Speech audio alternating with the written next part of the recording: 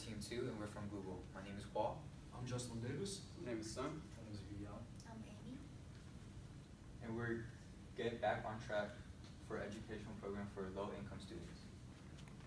So in this illustration, you can see the U.S. population by generation for 2016. Generation Z is a quarter of the U.S. population, and that is just for 2016. By the year 2019, Generation Z consists of 32% of the population and is projected to increase to 40% by the year 2020.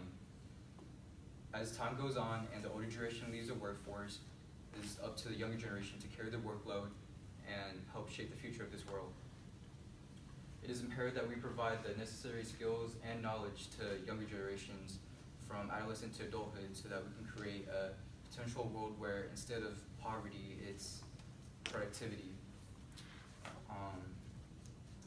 The problem is that a high number of this population are dealing with poor conditions where it hinders the developmental growth of their development. In fact, in the United States, 1 in every 7 children are born into poverty. In low-income areas, the youth are growing up in circumstances where they're not guaranteed health services or education. In fact, 63 million children around the world are not even enrolled in primary education or secondary education.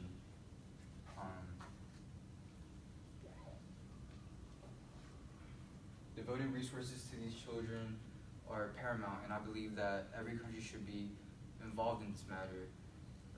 It is through the children's engagement in good quality education that we can end the never-ending cycle of poverty. So Dallas ISD is one of the largest school districts in Texas. It is with a large demographic and large area of low opportunity that Dallas ISD struggles to compete with other schools academically. Of the students in Dallas ISD, 87% are economically disadvantaged and 63% are at risk at dropping out. Historically, these students are dealing with external factors that are hindering their ability to learn and grow. These issues include exposure to drugs, a lack of parental guidance, and even gang violence. With such a substantial amount of students at risk, Google has chosen this school district to provide aid and a program that will help students learn and grow and hopefully a figure to look up to. That's why Google is a perfect candidate for this program, because it has been working with numerous organizations to provide an education that is beneficial for those in need. The company provides an array of support that includes technology, tools, and education and funding for these students. Google's statement is, how can we give the power and accelerate the need for those in need? With Google, it shouldn't be an issue to provide funding for these programs. I'll give it to Justin. Thank you very much, Go. Excuse me. So I'm going to give you guys a little background information. I think we can all agree that there are a lot of ways you can be successful, but one of the factors that contributes most to your success is your education. Education is the thing that gives us a chance to challenge our way of thinking, broaden our horizons, and in turn that helps us to become more creative and innovative. Those are the types of people that we need to take on a society that is constantly changing and growing ever more complex by each passing second. And it's even more important that we give children the foundation that they need to have a proper education so they can adapt and grow and thrive in this environment. Unfortunately, the world is not a very ideal place. As Cole alluded to earlier, there are a lot of people and students who are living in poverty. 30.6% of students and children living in Dallas are living in that situation. And I believe 63.2% of kids that are going to Dallas ISD that are in that economic disadvantage are at risk of dropping out. Now, there are a lot of factors that could contribute to this, but I do believe that they stem from one central factor. and that is that emotional burden, that financial burden that is constantly on their shoulders. We've all been there at one point or another where we are so stressed out about something that we are just not focused on what's in front of us. We're always thinking about what's bothering us, what's eating us from inside. And that is the constant day-to-day for a lot of these students. They just cannot focus on their teachings. They will not absorb information as well. They will not study as efficiently. And of course, this issue just continues to compound into itself until eventually they may consider dropping out. You may be wondering, maybe schools can do just a little bit more about this, but the truth of it is they may not have the funding to. In a research article that was done by Texas Tribune, and it was found out that the amount that is invested into students has not changed since 2010, and has remained at around $5,000. I think it is fair to say that since things have changed so much since 2010 already, that amount may not be adequate to actually help get these kids ahead anymore. We've been looking at this issue for quite some time now, and we decided that we have something we can do to help with the situation. We believe that kids deserve the foundation, the education, and the steps needed to make them young professionals that can help change our world. That is why we are starting a new program under the name of Back on Track that will allow them to become outstanding professionals in their environments. So would you mind talking about that a little bit more? Right. So, just like the title stated, our program mainly focuses on helping low-income students to get back on track with their study. And the program will be 1 semester long and will be taking place on the weekends at the school that students are attending. The program will consist of 3 stages: preparations, implementation, and ending. For preparations, we will partner with 10 high schools from South Dallas area, and we will work with the counselors and get them to talk with the students who are in low-income category and doing polling class about this program. And after that, we will obtain the list from the counselors, and we'll select 4,000 students from that list. Volunteers will be very much appreciated and welcome, but if not, we will hire teachers and pay them $30 an hour. So what do our program offers? Before I get into this, I just want to point out 2 big difficulties that low-income students are facing. The first one, like Jocelyn just said, because of financial burdens, they tend to get distracted from school. And the second thing is, in most cases, they don't have role models. Having role models is really important because they can influence how you can act and how you behave and how can you turn out eventually. So what do we offer? Weekend classes. On weekend classes, we will mainly focus on critical thinking and problem-solving skills, and also providing some helpful tips to be successful in class, such as setting long and short-term goals, managing time, and balancing cost load. And we also have G-Talk, which will be a workshop that review what has been taught.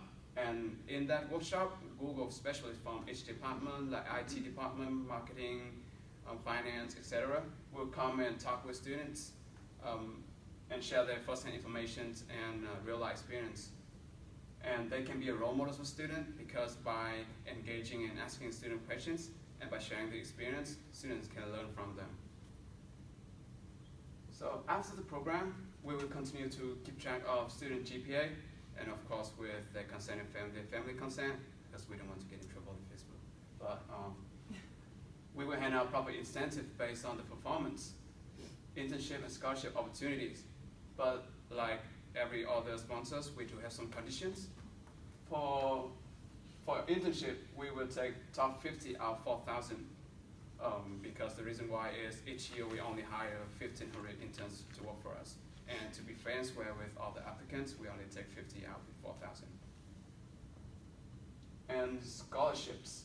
Keep in mind that students that participating in this program, they are doing polling in class. They either have grade C, D, or either failing in class. So by the time they graduate, if they can get an A, they definitely deserve to have a full scholarship.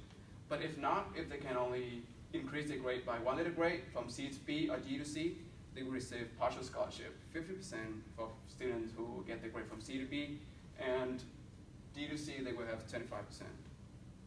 And I will transfer to Yu Yang to talk more about the ending of the program. For ending of the program, students will receive certificate from our CEO, and each student will receive 1 Chromebook and school supplies from us.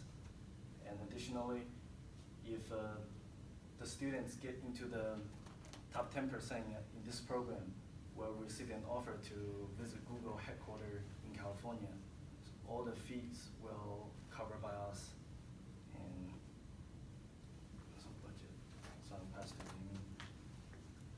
So this is the fixed budget for to run Get Back on Track program. Like Son said it earlier, we'll be paying $30 per hour to the teachers, and the class takes 2 hours per day and for 15 weeks.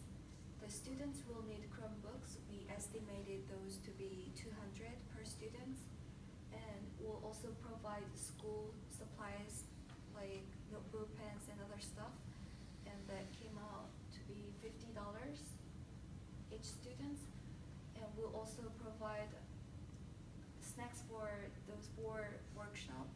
So our total fixed cost was $1,260,000. I'll give it back to Okay. you, yeah? Thank you. For the estimated long run cost for one person, there are 2 things we're going to talk about. First one is internship for 3 months. That is for top 50 out of 4,000 students. So the total cost will be $22,200.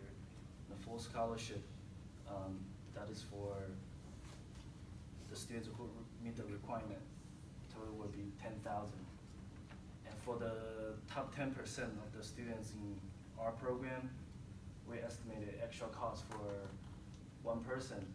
So a person take a round trip from Dallas to California will cost $200, and transportation plus meals for each person will be $50, and the total extra cost will be $250. So, and I'll pass to you for the conclusion. So our primary goal for this program is to help students who are struggling financially and doing poorly in class. So by providing this productive learning environment,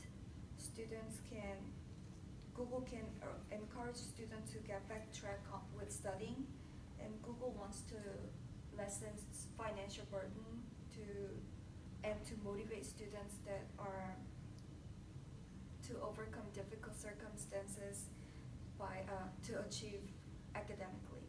And this is to help young children who soon to be the future of our country by providing the opportunity that students need.